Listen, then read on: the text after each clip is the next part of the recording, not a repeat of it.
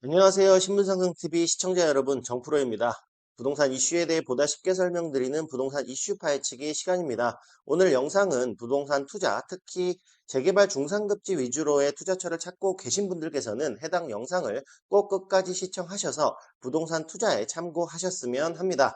영상을 시청하시기 전에 구독과 좋아요 부탁드리고요. 보다 많은 부동산 이슈와 정보, 그리고 실시간으로 소통이 가능한 부동산 플랫폼 카페와 오픈 채팅방을 이용하셔서 많은 정보 얻어가시길 바라며 해당 카페와 오픈 채팅방의 링크는 댓글을 참고해 보시면 좋을 듯 합니다. 오늘 말씀드릴 내용은 크게 세 가지로서 영상에서 보여지듯 첫째로 한국은행 기준금리 인하로 인해서 과연 앞으로 부동산 시장은 어떻게 될 것인지, 둘째로 2026년부터 시행될 전세금 간주 임대료 부과가 부동산 시장에 어떤 영향을 미치게 될 것인지, 마지막으로 현재 중상급지의 재개발 구역들의 가격은 과연 계속 상승할지에 대해서 좀 더 쉽게 파헤쳐보는 시간을 갖도록 하겠습니다.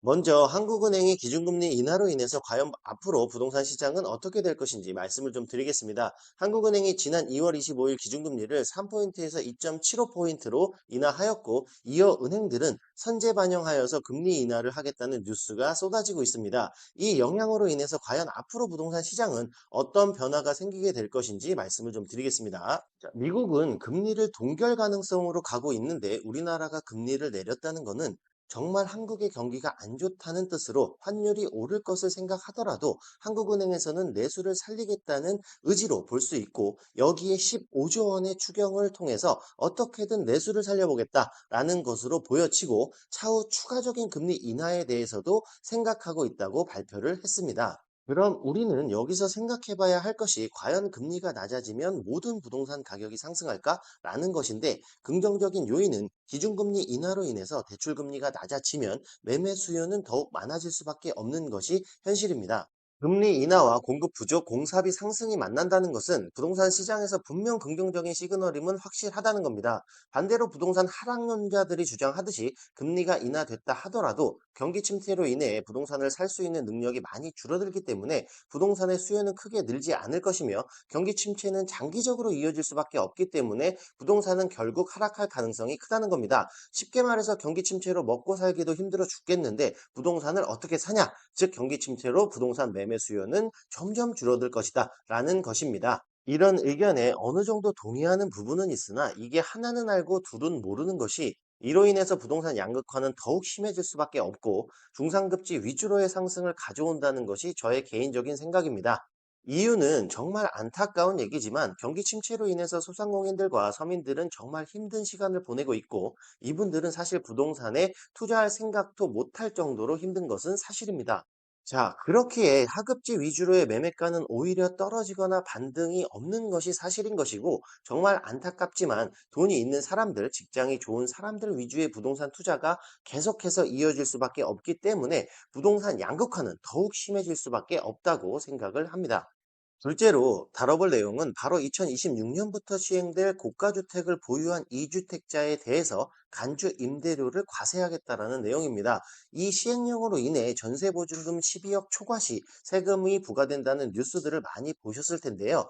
해당 시행령이 뭐 좋다 나쁘다를 떠나서 이것으로 인해서 앞으로 부동산 시장이 어떻게 변하게 될지 알아보도록 하겠습니다.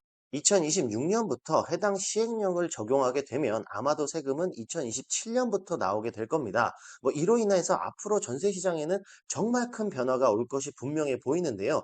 고가주택만 아니면 되네. 하면서 난 상관없다라고 생각하시는 분들도 분명히 계실 텐데, 이제껏 기재부나 정부가 해왔던 사태들을 보면 일단 부자들 위주로 건드린 다음에 차후 모두에게 해당되게 쓱 바꾸는 전략을 많이 써왔기 때문에 당장 해당이 안 된다 하더라도 큰 관심을 보여야 하는 것은 분명합니다. 현재 우리나라의 임대차 시장은 80% 이상이 민간의 의지를 하고 있고, 그 임대차 시장의 대부분이 다주택자들에게 나오는 전세들입니다. 이것에 세금을 부과하기 시작을 하면 임대인들이 가만히 있냐? 당연히 내는 세금만큼 임차인에게 전가를 하게 되어 있습니다. 그럼 전세금은 올라가고, 전세금이 올라가면 매매 가격은 상승하게 됩니다. 또한 세금을 내느니 차라리 이주택을 정리하고 더 상급지로 갈아타기를 하려고 하는 수요들이 많아질 텐데, 똘똘한 한 채 현상은 더욱 심해질 것으로 예상이 되는 부분입니다. 이렇게 되면 전세 공급은 점점 줄고 공급이 줄어드니 가격은 당연히 올라가고 전세금이 올라가니 매매가도 당연히 높아질 수밖에 없게 될 것이고 현재 이 정책에 해당되는 아파트들이 대부분 중상급지 위주의 아파트들이기 때문에 양극화는 더욱 심해질 수밖에 없습니다. 따라서 앞으로는 양극화를 넘어서 정말 초양극화 시대가 올 수밖에 없다라고 생각이 되는 부분입니다. 자, 마지막으로 다뤄볼 내용이 그럼 앞으로 중상급지 위주의 재개발 구역들의 가격은 계속해서 상승할까? 라는 것인데 오늘 내용 중에 가장 중요한 내용을 담고 있으니 투자에 관심 있으신 분들이라면 꼭 해당 내용을 참고해 보시면 좋을 듯 하고요. 앞서 말했듯 전세 간주 임대료가 내년부터 시행하게 되면 현재 중상급지 아파트들의 소유자들은 대부분 세 가지 선택을 할 수밖에 없을 듯 합니다. 화면에서 보여지듯 전세를 월세로 전환하거나 혹은 더욱 상급지인 똘똘한 한 채로 갈아타기를 시도할 것입니다. 이는 중상급지의 전세 공급 감소로 이어질 수밖에 없으며 세 부담 전가로 인해서 월세 가격은 더욱 상승할 수밖에 없는 것이 현실이고 이는 결국 매매 가격 상승으로 이어질 가능성이 매우 높다라는 것입니다.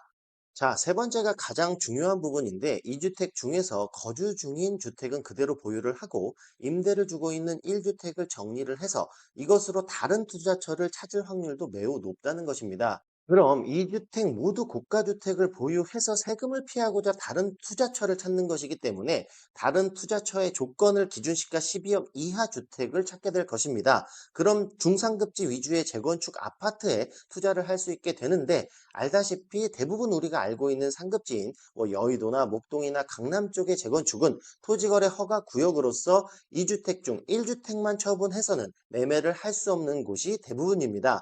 그럼 재개발지의 상급지라 불리우는 한남, 성수, 노량진 등등 빌라나 단독주택의 투자를 생각해 본다고 하면 기준시가 12억도 안 될 뿐 아니라 갭 투자도 가능해지기 때문에 재개발의 중상급지 구역들은 현재 예비 매수자를 보유하고 있는 구역이라는 것을 생각해 봐야 하며 따라서 가격은 앞으로 계속해서 상승할 여지가 충분히 존재한다는 것이 저의 개인적인 생각입니다. 물론 성수의 경우에는 현재 토지거래 허가 구역으로서 갭 투자를 위해서는 주택임대사업자를 통해야 하지만 여튼 어찌됐든 투자를 하려면 할 수 있는 방법은 성수에도 있다라는 것입니다. 이것을 종합적으로 생각을 해보면 정말 앞서 말씀드린 대로 부동산은 양극화를 넘어서 앞으로 초양극화로 흘러갈 가능성이 매우 높다라는 것이 저의 개인적인 생각입니다. 그럼 오늘은 현재 부동산 시장에 이슈가 되고 있는 금리 인하, 간주 임대료, 부동산 양극화에 대해 파헤쳐보는 시간을 가져보았습니다. 다음 시간에 또 다른 이슈로 다시 찾아뵙도록 하겠습니다. 감사합니다.